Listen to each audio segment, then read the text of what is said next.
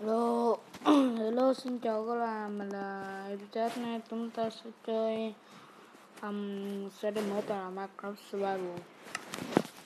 Tôi sẽ thay đổi ít không khí, tôi sẽ thay đổi không khí,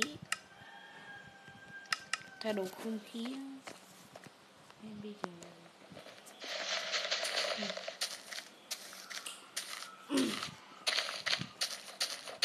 mình sẽ làm cái này thật là chuẩn xác thì đi FZ rất là không ngon cho nên mình không nên tắt tất cả, bây giờ mình tắt vài cái thôi nha, tầm 2-3 cái, hai cái là có đủ rồi.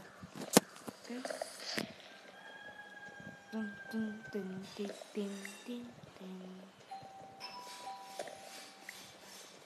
What the fuck. Okay. Bây giờ thì sugar rồi, anh sẽ có ít cái đời sau như sách để 700 mấy là sẽ có những cái bạn thì sao. Okay.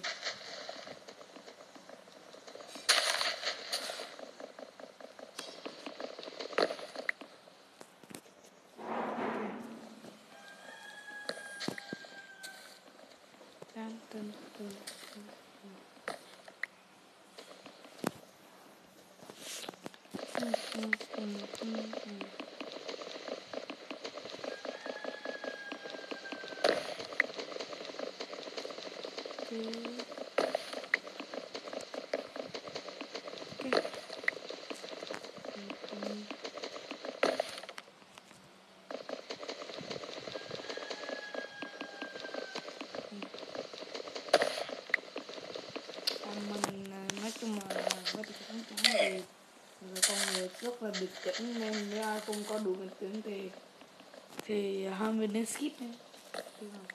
Cái app đó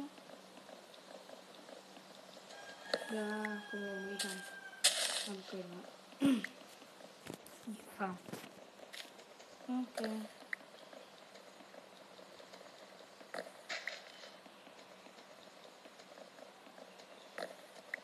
nhanh lên nào. Em có skin cái này thì sẽ description.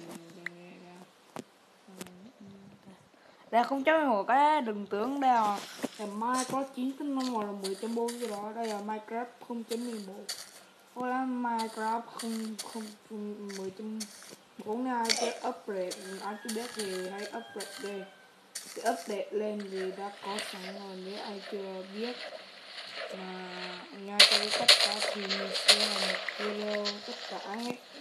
Thì cái tất cả thì cũng hai dễ thôi, free luôn, có cách. Cái đống sắt, cái tốt,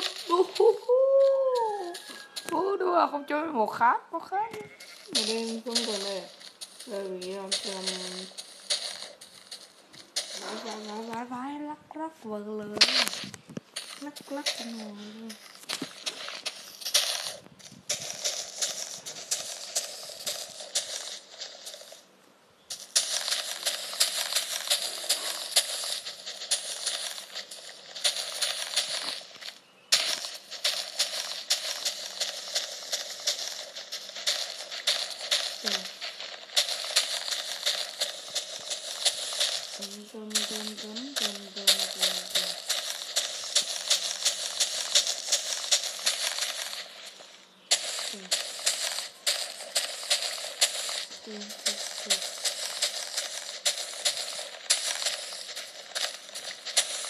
Bây giờ chúng ta cứ đập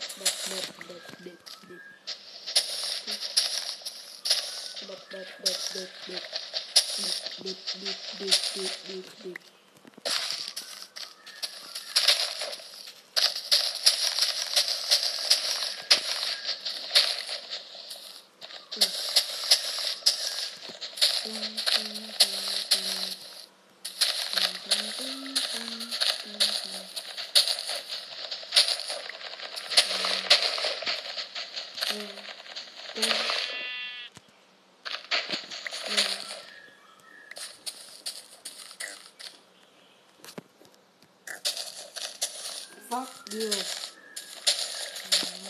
Ok là một. Đó sẽ là một cái nhà nho nhỏ, khá là nho nhỏ ở đây. Nó sẽ là một cái nhà nho nhỏ. Và làm cô thì nhà không nho nhỏ đây. Cái nhé là mình làm nhỏ xí lại. Nếu nó skip vì nó skip là bị bán quyền bữa đi sao á. Bữa đi mình hay bị bán quyền. Okay. Ooh, it's so cold.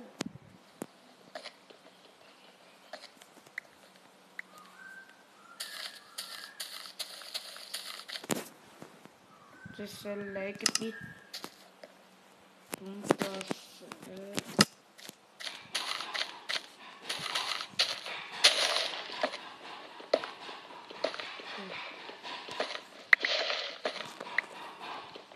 thang thôi chứ không. Đúng là sắc với y chỗ sắc magic đâu rồi, chỗ này nha, vừa là sắc magic đâu rồi, chỗ chứ là chỗ sắc magic đây có cậu à, sắc magic. Okay.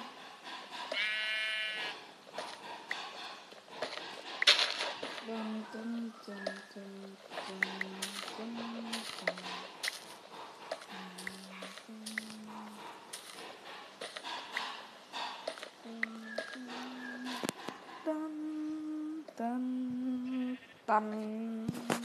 Tan. Ok. Xong lấy 4 sắc rồi à. Wow. 4 sắc trong một ngày. Cô đẹp. Cô đẹp. Thang nè. Yeah. Cái thứ mình cần nhất là sắc để mình không xét sắc, mình không cần lo lắng á. Nếu tham quan chứ đây là mình không có đủ khả năng mình có thể biết.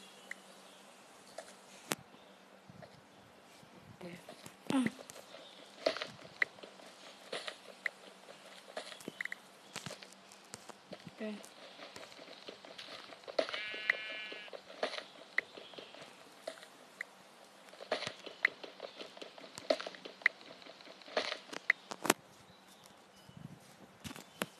Đúng. Sắt.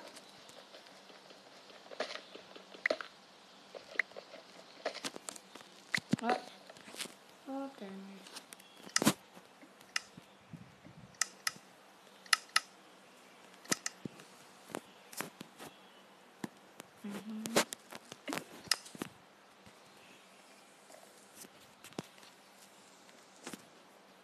Okay.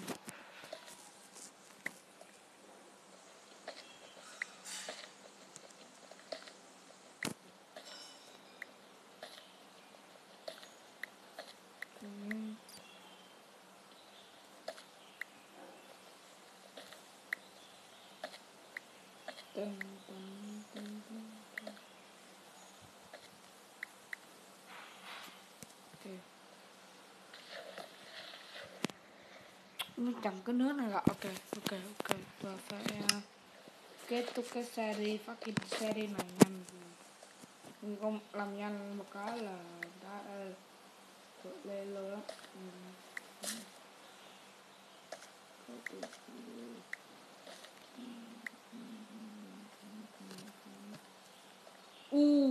Chúa ơi, mình sẽ đi ma trên này thôi. Oh my goodness. Vãi 0.11.1 nó không 0.11.0 0.1.0. Chết hết rồi. Lô. Tôi xin lỗi cậu ấy vì tôi không sốt sáng thì tôi phải để biết xương gì. Cho nên không thể đi mai cái này. Mình phải ra đi mai. Nghe đâu tí.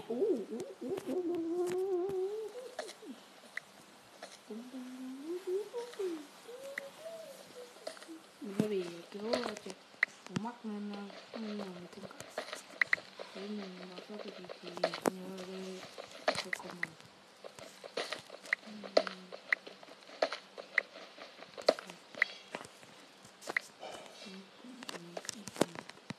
Năm mình nói cái 11 0.11 0.11.1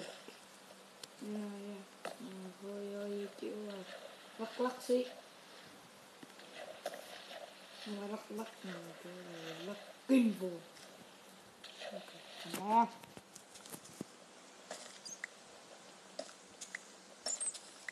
Okay. Ui giời ơi, cái con nó đây là cái đó.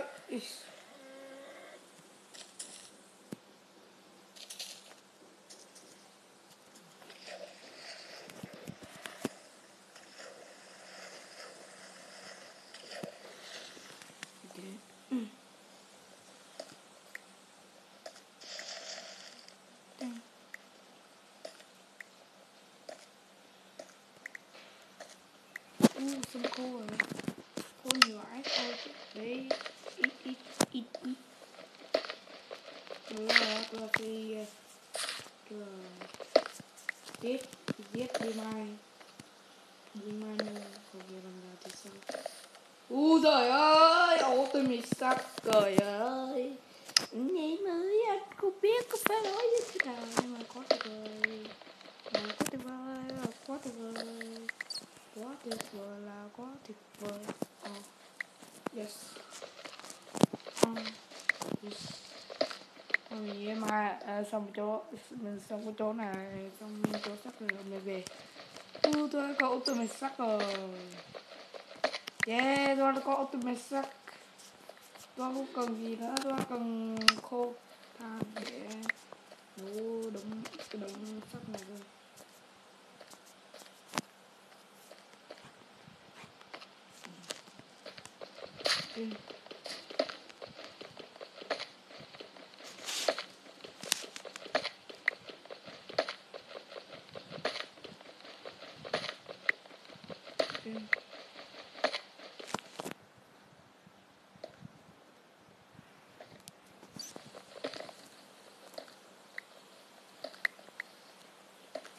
Fuck rồi. Đây là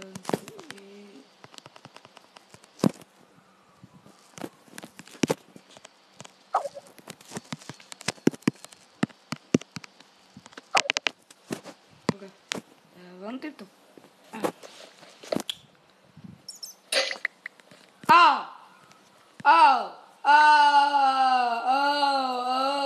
Vui lắm á, rất là vui, rất là vui hé, rất là vui hé, tuyệt vời luôn á, tuyệt vời luôn kìa, tôi quá tuyệt vời luôn, tôi tưởng tượng nổi mà tôi từng ngốc đến nỗi quá tuyệt vời luôn. Ôi giời ơi, ôi giời ơi, con phải sống như thế nào trong cái đầu óc thì con chẳng nghĩ được cái gì cả.